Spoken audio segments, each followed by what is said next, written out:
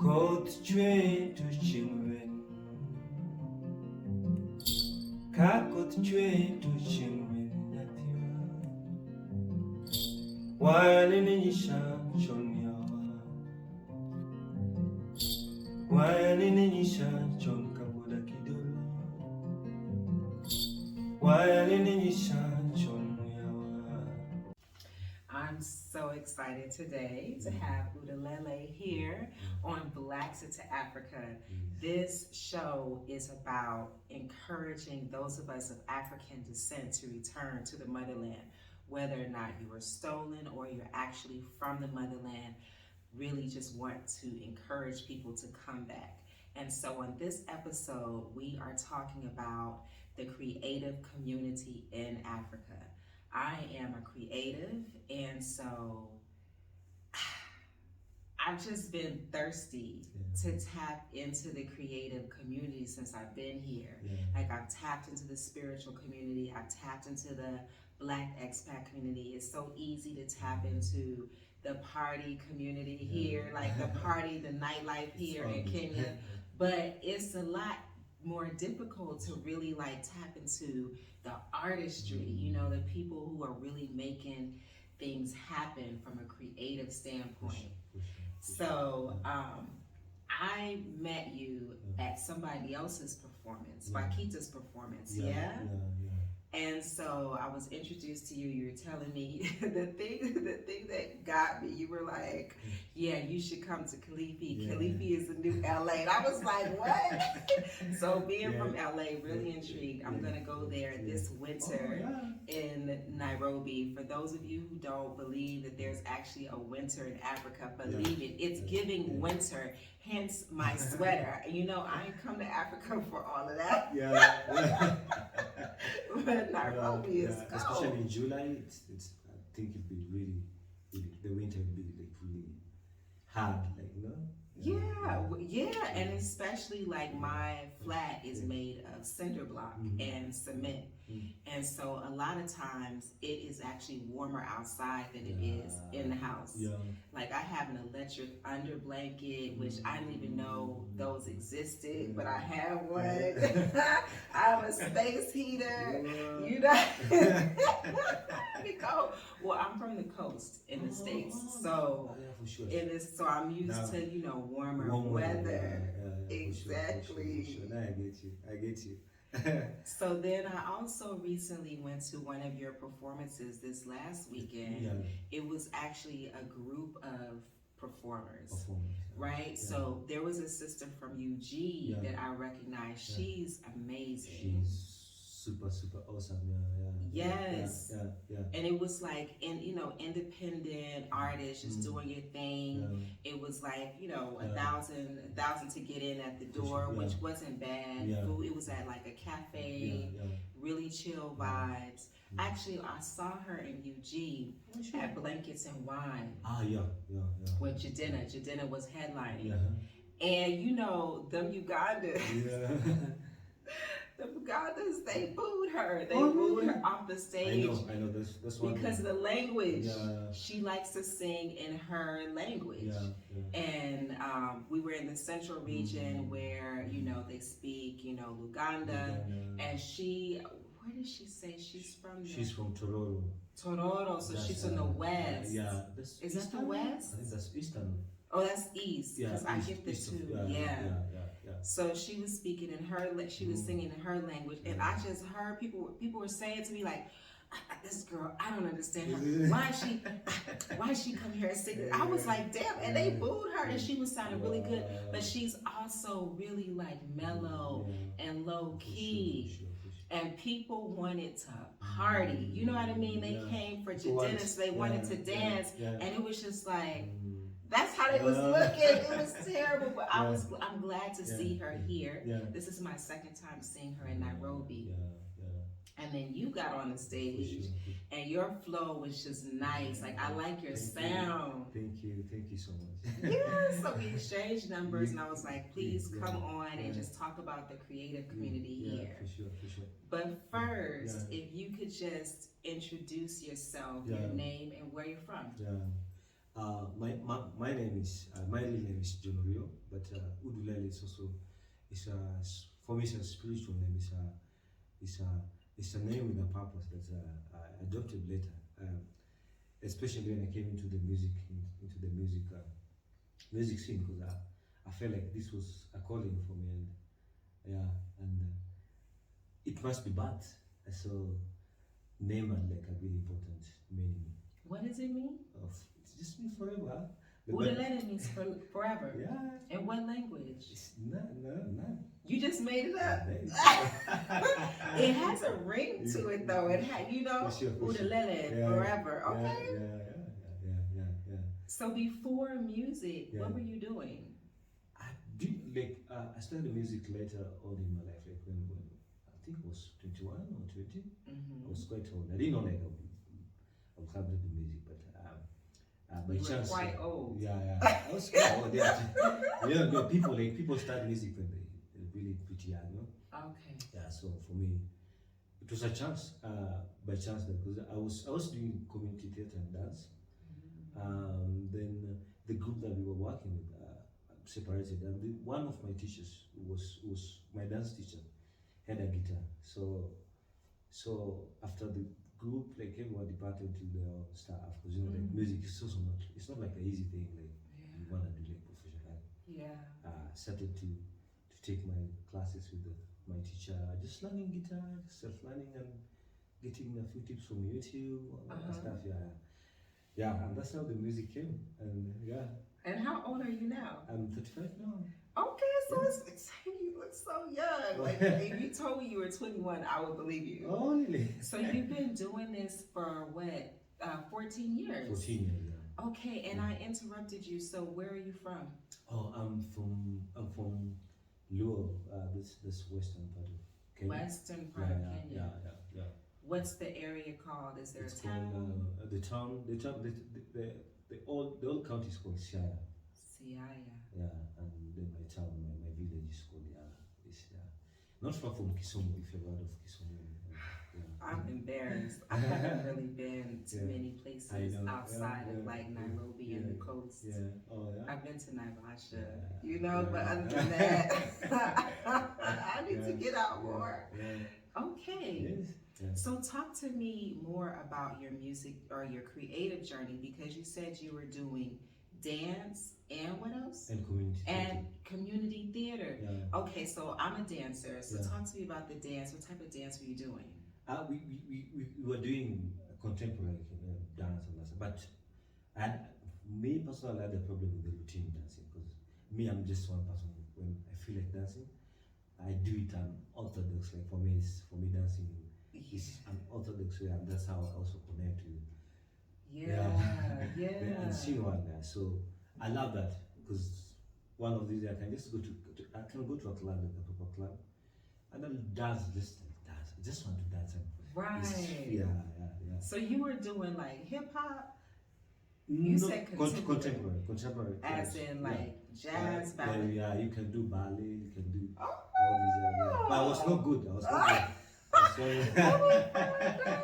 Jazz and ballet. Okay. Yeah. All right. So that's very interesting, because I've been looking to take some proper dance classes. Yes. So there's a lot of like African Zumba, if you will. Like they'll call it Zumba, but you go to the class and it's like Afro beats, and you're dancing like hard for an hour and a half. And it's people in there trying to lose weight, but in a fun way. And I'm like, no, I want to like dance, but I'm not into choreo either. I like doing I like doing street dancing, with the exception of hip hop. Like it's just too fast for me. The movements are too like hard for me. And I also like doing folklorical dances, like Afro folklorical dances. So you were doing the ballet, you were doing the jazz. We did Zumba, all this stuff, like it's just a combination of different because and also like the traditional dances, like the African, like the Giriama dances, the Karachuno dances, all that stuff we did. See, I haven't seen like traditional Kenyan dances. There is, and I know actually person who is like one of the topmost coach for this kind of dances. Like, okay, so tell us, like, where do we go to see these things? Yeah. In Kenya, if you want to see this thing, there's Bomas of Kenya. Yes, the Bomas. I haven't been there. I think that the only people still like really still into traditional dance. Okay. And if I wanted to take like a class, a traditional, a class like of the various ethnic groups here, where would I go? I think Bomas of Kenya. The Bomas too. They teach. They have lessons. They used to have, but there's also Sarakasi. But I don't know if Sarakasi really are into traditional. For them, I think they're more into contemporary hip hop, Zumba, and all that stuff. Yeah. But, okay. I'm not sure if they're still in the traditional kind of dances and all that stuff. Yeah. You know that's what we do in the States. Oh, sure. Yes. Okay, so I actually grew up taking African dance classes.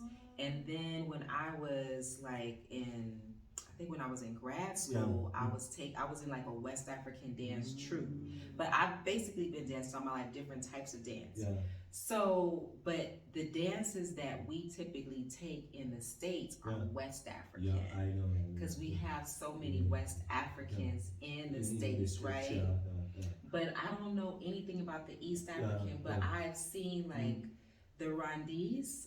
Sometimes they do like with the arms back and the, you know what I mean? And then you got the Ethiopians with the shoulders and the neck. Yeah. I feel like East Africa is like, this is the hotspot of like all dances in Africa. Like, yeah. It's only that people haven't discovered them and also just exposed these dances to the rest of the world. Because like even in Kenya, there are different type of traditional dances, more than 100.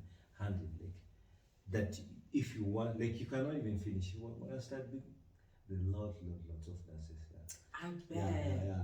I think we just haven't seen someone who was really championing them so much outside there, and people don't know about it. And I think like Kenyans of today, and maybe even back to your parents too, are just not interested. Yeah, are people really interested? They've not been given that much focus, you know. One thing that also sells West Africa compared to us, their culture, their sound, there's quite some focus compared to what is happening in East Africa, and that's why like I even like started like the platform, the Run Live, because I know right now the different musicians coming up, emerging, really talented people who also based on culture. That really the music is based on tradition. But they're not that space where they, if not festival, like you don't have like a space where, like in Nairobi, you have a space where today I want to go and see like an African, maybe good African act, like so. See, that's what I'm talking about. Where would you go? And then like, but I feel like I hear that some of the guys working in the compound here, sometimes they'll be playing like traditional music. So there are radio stations that will play it. But you're talking about like a live performance. If it's not a festival. Yeah, if it's not a festival. So okay, can you, in a nutshell, I know we have over 45 ethnic groups here, right? Yeah. So it might be hard, but can you, in a nutshell, describe Kenyan dances? Like, is it from the chest? Is it from the hips? Is it more feet, more shoulders? That's the thing.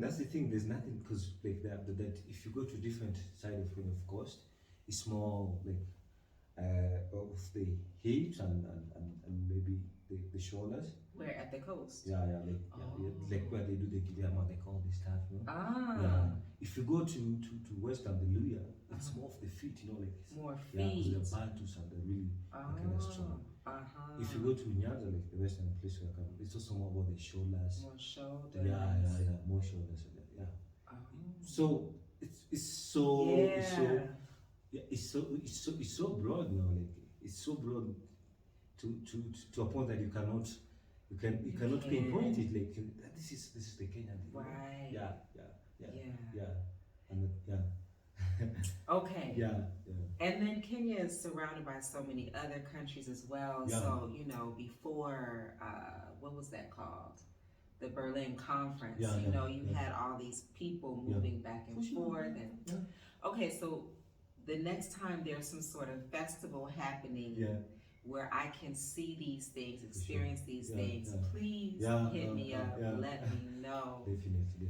Yeah. Because it's in Uganda, like Yeah. it's kind of easy because Yeah. we have the Ndede Cultural Center, Yeah. and they'll dance like until you're tired of watching them dance for like 3 hours, and they try. I think they try to cover most of the ethnic groups, you know, which is why the show is so daggone long. Yeah. Okay, so tell me about the community theater. The community. That sounds like it was tough. Because I feel like Kenyan audiences, they're tough.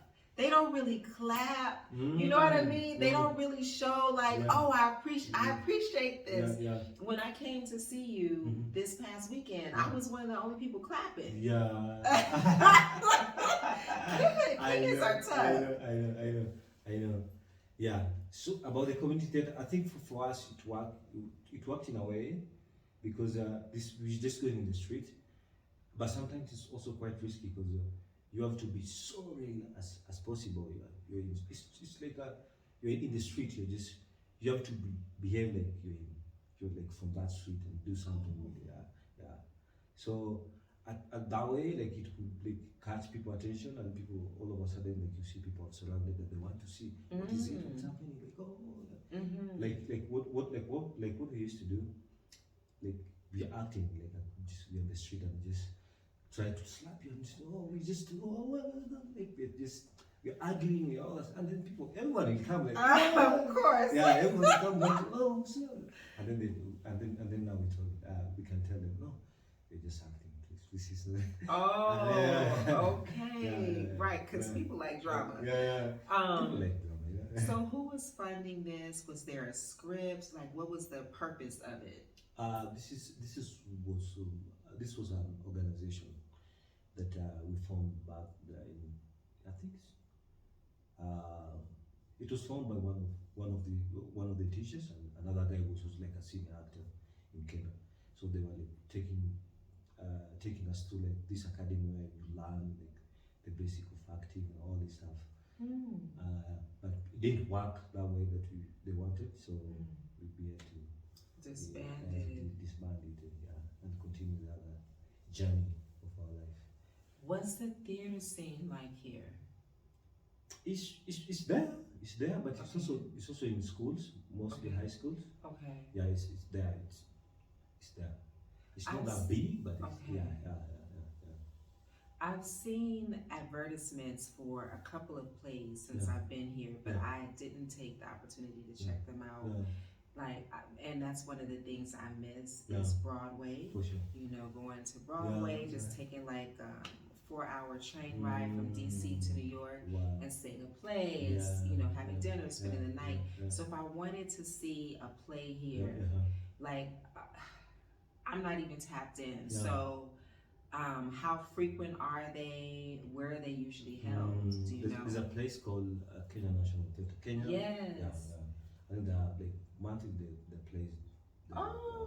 So I just need to get on the email list. So Kenyan National Theatre. Kenyan National Theatre, but also there's also like private spaces like Briban, like the private schools. They have a lot of plays.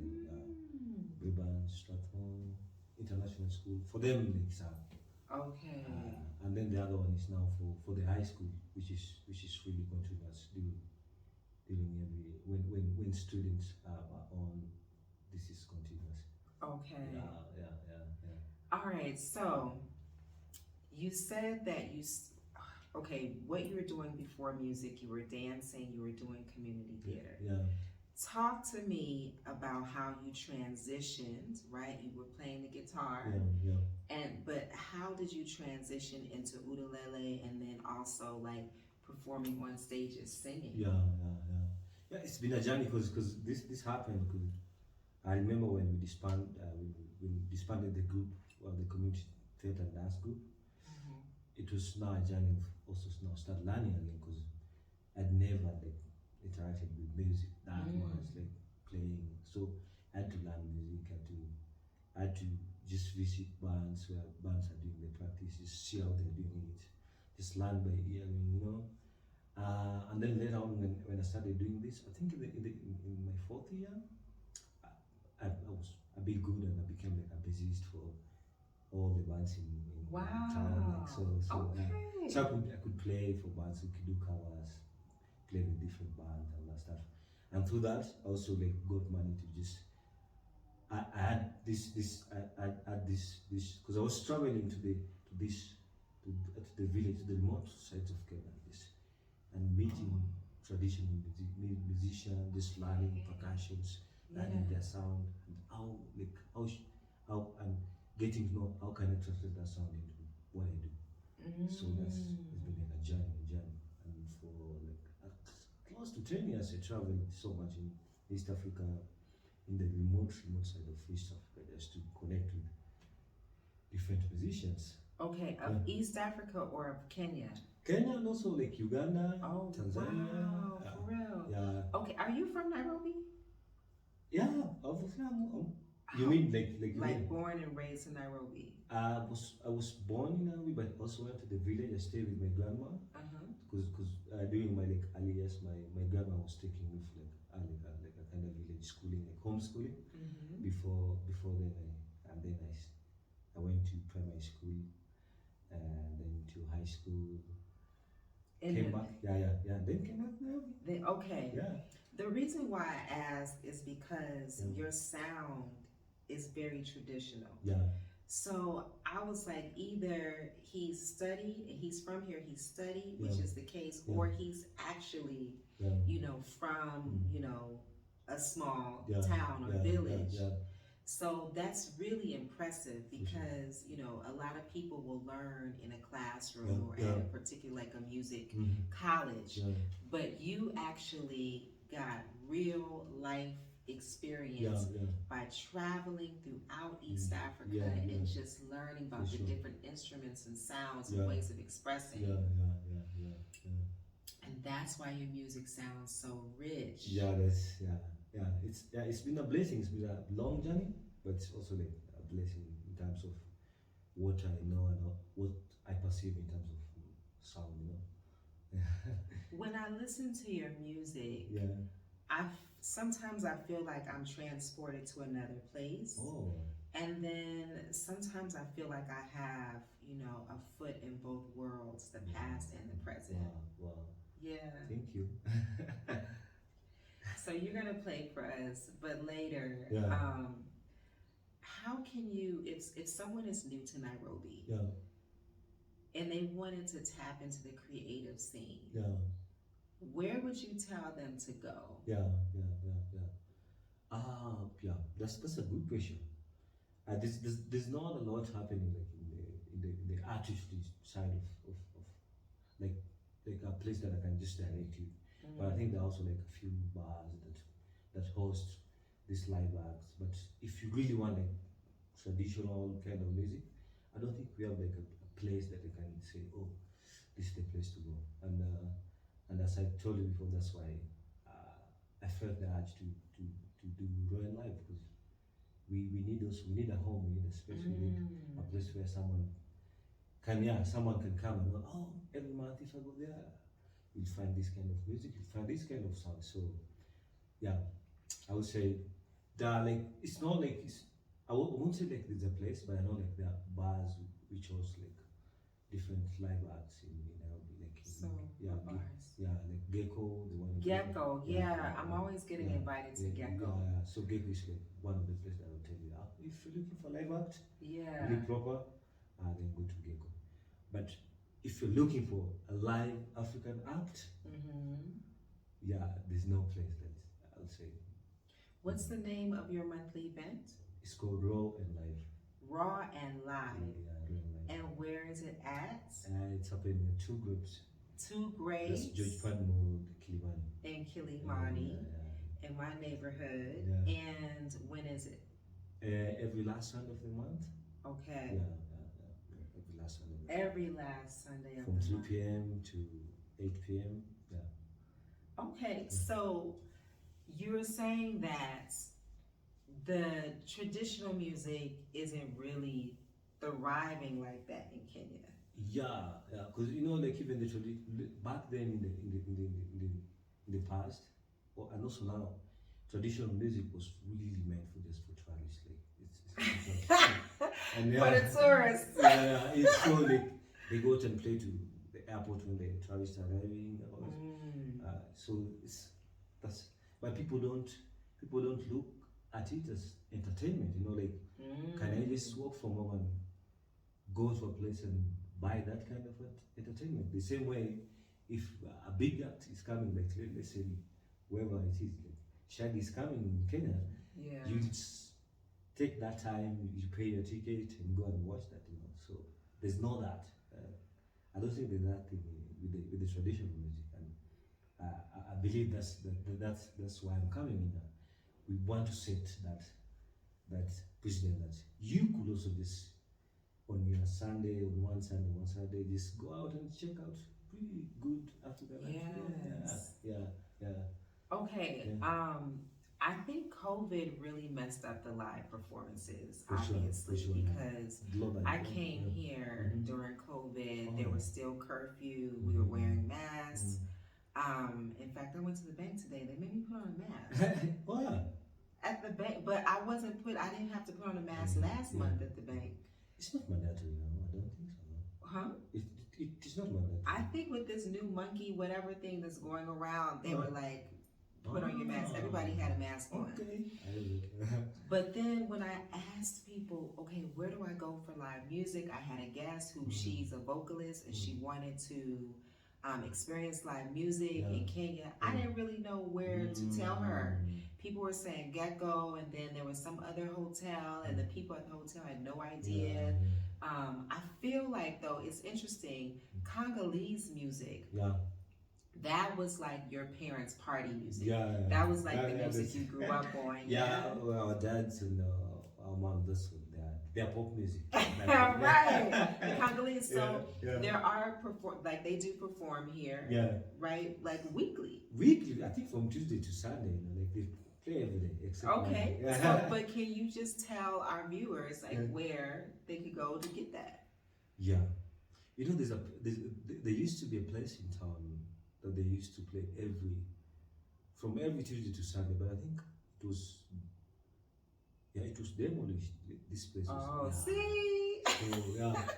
So I have to know, like, there are other places that you can find, but I don't exactly like those bars. But I think there's also a place in the West. Okay. And there's the Eastland. Eastlands. Okay, so Eastlands is typically I know it as like a Somali neighborhood. Okay. So are you tapped into any other types of creative arts, visual arts?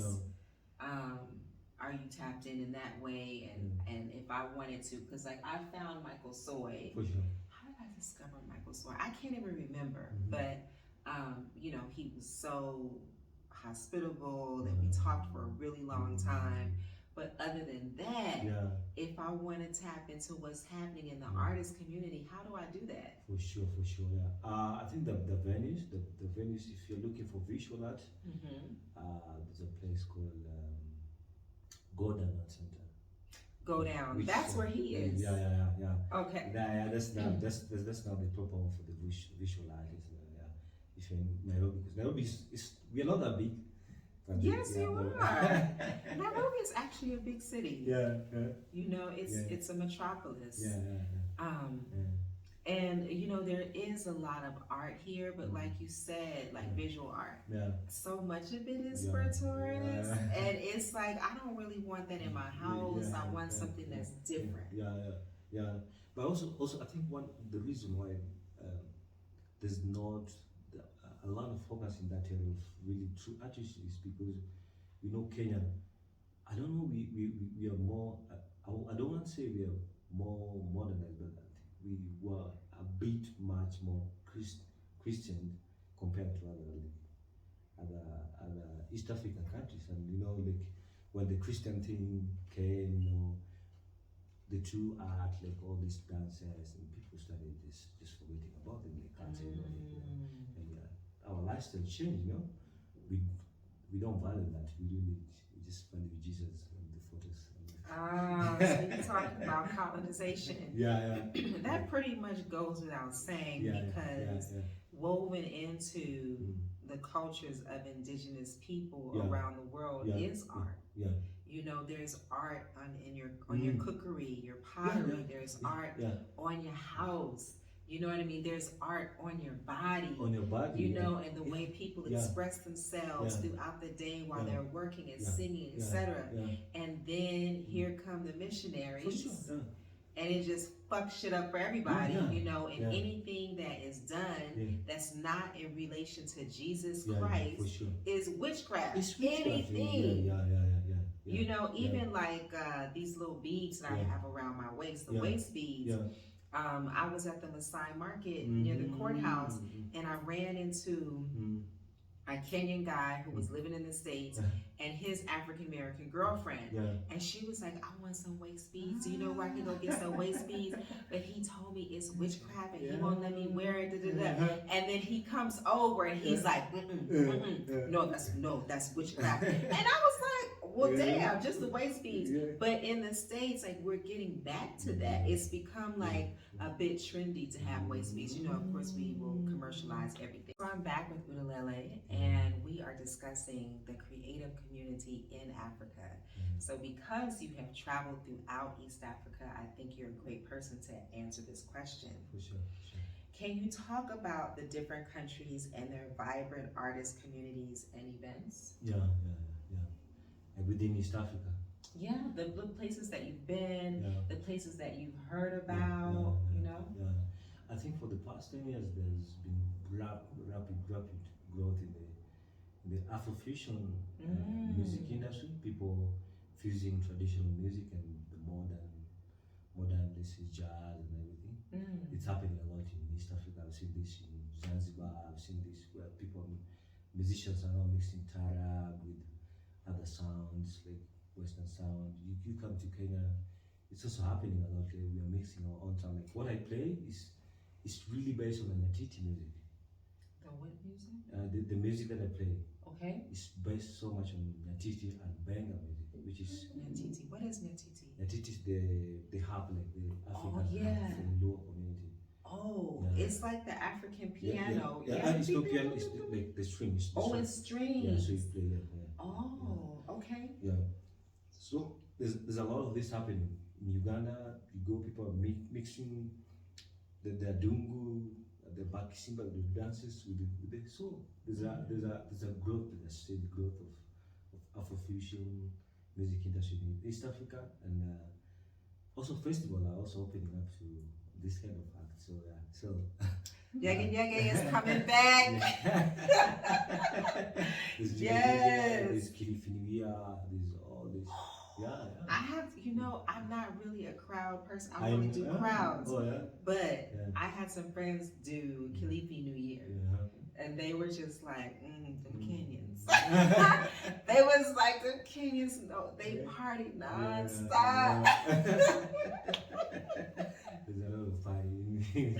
Right. I might sit that one out. Yeah. Oh my goodness. Okay. Discuss which art forms are flourishing, where and how. I mean, beyond music, what do you see that's really flourishing on the continent? I think there's poetry. Poetry is really flourishing. There's a lot of poets that I know compared to 5 years or 6 years ago. Really? I love poetry. I've been to one poetry poetry reading, and it was open mic. I think it was at Cheche Books. So where else can I get into the poetry scene? There's a Kenya Cultural Center, Kenya National Theatre. There's a place they do every Thursday. They do poetry. Poetry after lunch. Oh my gosh! I'm right. I'm so near there. Okay. From 2 p.m. to I think 6 p.m. The Kenyan what? The Kenya National Theatre. National Theatre. I haven't even been over there. So they do every Thursday. They do it. Every Thursday, that's today. Oh, today. And I have a friend coming over here who is a poet. She is Hebrew Israelite, moved here from Israel. We're making cookies today. But she would love to do something like that. Okay. So now I know you are my go-to for anything creative. I'm your client. Yes. So the poetry event that I went to at Cheche Books, it was really dope. Oh yeah? It was really nice. Like it was very intimate. You know, the space was a little bit bigger than this space. There were people on the floor and people just pouring their heart out. And then, you know, the people from the audience got to get up and do a little open mic. Of course, everything is about love. This is universal. The one at the Kenyan National Theatre, because it's also like a free. It's free. Yeah, it's free. See, that's the other thing. That's why I haven't been to more art exhibits at the National Museum. Nairobi National Museum, I think it's called. Right over here. There's Nairobi National Museum, but there's also the Kenyan National Museum. Okay, the Nairobi one. Oh, the Nairobi one. They charge so much. Oh, they okay, for a foreign national. Yeah. They be charging. You know, it's like it's a lot to get in, and then you also have to pay for the exhibit. Wow. And I did try to pass for Kenyan. I'm not gonna lie.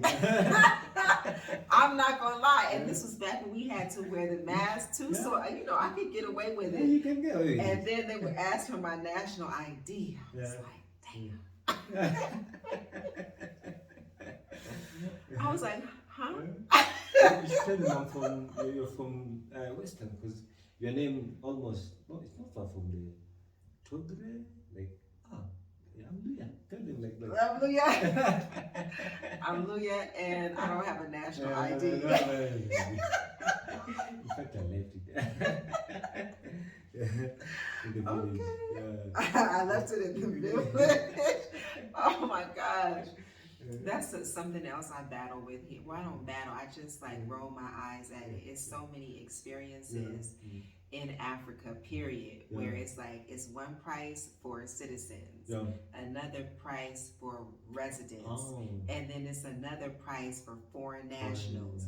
And it'd be a big difference. You know, you could go to the museum here, I think, for a few hundred, the Nairobi National Museum. But for me, it's like $1,200. I'm like, oh, okay, which is the equivalent to about, $10, $11. You know. It's quite. Oh my gosh. Now, when you travel to other countries, what art forms did you feel like were flourishing? When I traveled to the, I still felt like also comedy. Yeah, comedy is also like comedy. Oh, comedy. Yeah. I'm sorry. I'm like, is this? I whispered it because I was like, Lord, is it a country in Africa that I don't know about? What? Yeah, comedy. Comedy, yes. Comedy is also big in East Africa. That is true. Yeah. I need to go to a stand-up concert. Yeah. Because I see them throughout the city, but I actually never go. Yeah. But I went to the first time I wasn't even in Kampala alone, but I went to the National Museum and they had a comedy night. And when I tell you people was falling out their seats laughing.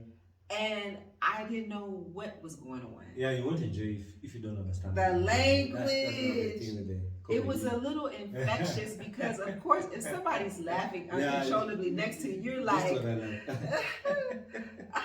must be really funny, and nobody wanted to explain anything to me. But here, I would imagine it's a little bit more English. Not so much, but it's Swahili mixed with a lot of things. Okay, I Yeah, can do, I yeah, can pick up here and there. yeah.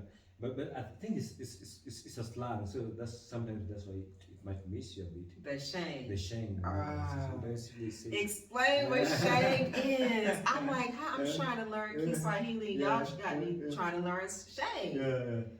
Shame, and do you know the reason why it's so hard also to learn shame? Because it's keep on evolving. It's not like a, yeah. It's because the shame that I'm speaking now, I cannot understand really. Like I feel so old when yeah. This youngster that's speaking shame and I can't even understand what they're speaking about. You about to age out of shame. You about to age out. So shame. My understanding of shame is it's basically slang. Yeah. Like Kiswahili slang. Kiswahili slang mixed with the English. Okay. Yeah, it's just there, You cannot pinpoint it. It's there. It's there. But the young people are speaking it. Yeah, they're speaking it. But even these young people that are speaking, like maybe in the next 5 years, they won't be able to understand the shit that they can. The new one. The new one that I'm speaking. Yeah. So yeah. And then when I speak Kiswahili, people be like, "Oh, you speaking that proper? Were you from Zanzibar? Like what? You must be from Tanzania." In Kenya, the only places they speak proper Swahili is in Mombasa, and maybe Mombasa, Lamu, because they're really coastal. The coastal people really remain with the Swahili, and that's why if you go to Tanzania, the Swahili is good. Yeah. You go to Zanzibar, the Swahili is good because but for us, it's not Swahili. We don't speak Swahili. How would you, outside of shame, how would you describe the Kiswahili here? Would you say it's more peppered with English? Yeah. It's not a proper Swahili. It's not a proper Swahili. But we can understand what they are speaking. Yeah. But we cannot speak like them. Right. So there's it's the same way I just said it's keep on evolving. Like it's not something that you say. It's a language that's right. Yeah. Like sasa. Sasa is not something they say in Zanzibar. Yeah. But I've been in Zanzibar and I've been with like a Zenji friend. Yeah. And some Kenyans will come and start speaking Kiswahili, and I've heard people say like, "Oh, I like that Kenyan Swahili." It's a diss though, you know what I mean? It's a diss. It's a low key diss. So how has Kenya embraced you as an artist? Yeah. I talked about how the audiences here are tough. Yeah. So how has the audiences here embraced you? For here, it has been a slow journey, and I think the people that have embraced my sound are people who are also very keen to discover new sound. People who are also keen to open their ear to something different than they're used to from the radio, so there are not many people, but it's a journey. It's a journey that, and I think there's a time like 2 weeks or 3 weeks ago I was playing in a place like I didn't expect people to be really like but they were like, oh, these are really just people from the street, but the music really did something to them, and they stood up and they were dancing, and I think that's really made me feel good. I felt good about that. It's a journey. It's a whole like 1,000-kilometer journey for you to be able to impress like a Kenyan audience.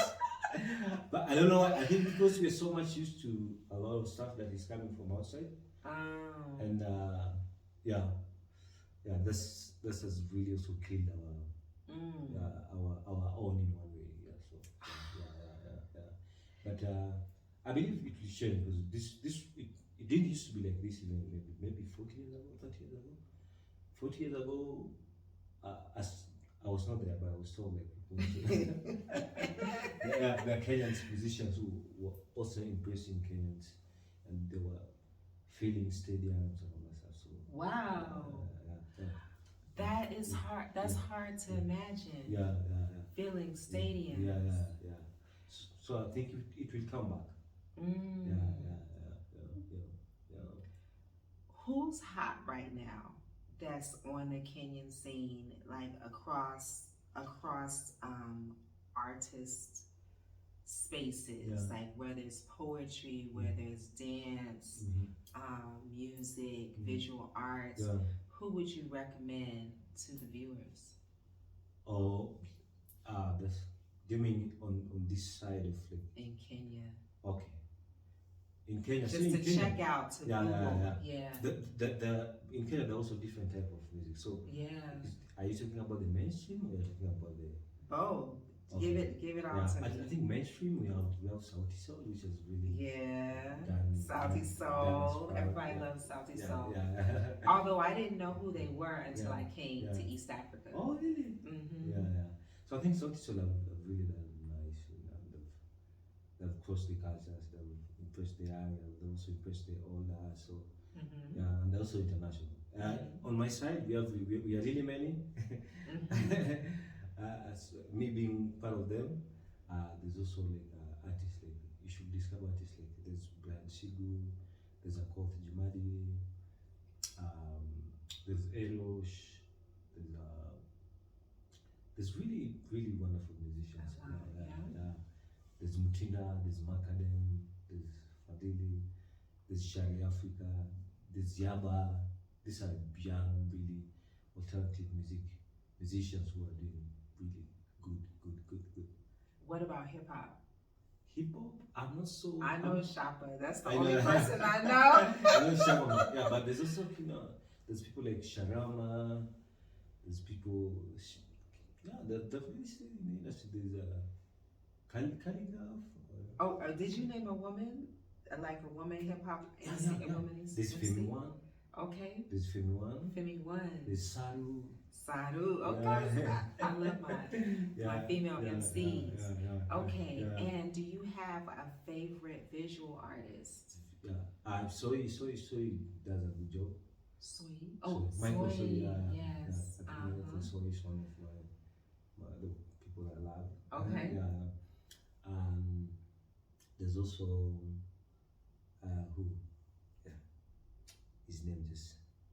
There's Onditi. I don't know if you should just check. Onditi. Okay, so we're gonna put all. You have to remember this because I have to put it all in the comments. So that people can Google. They can look it up. These are people who also done really wonderful job. What about a poet? A poet. There's Mufasa. There's Teardrops. There's quite many of them. Okay. So I'm glad we met. Well, now that we've done all of this talking, I would love it if you could just play a little something, so folks can look you up and they can know who you are and what your music sounds like.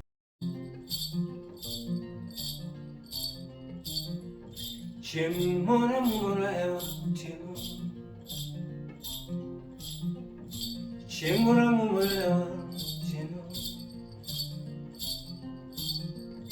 Mondalele ya Okachpigi ya nimbe wachurikana na tiwara Chemura mumalewa chino Chemura mumalewa chino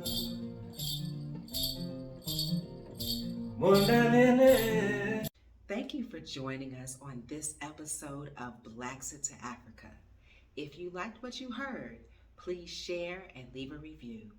May you thrive, may you be inspired, may you move with love and intention. Until next time.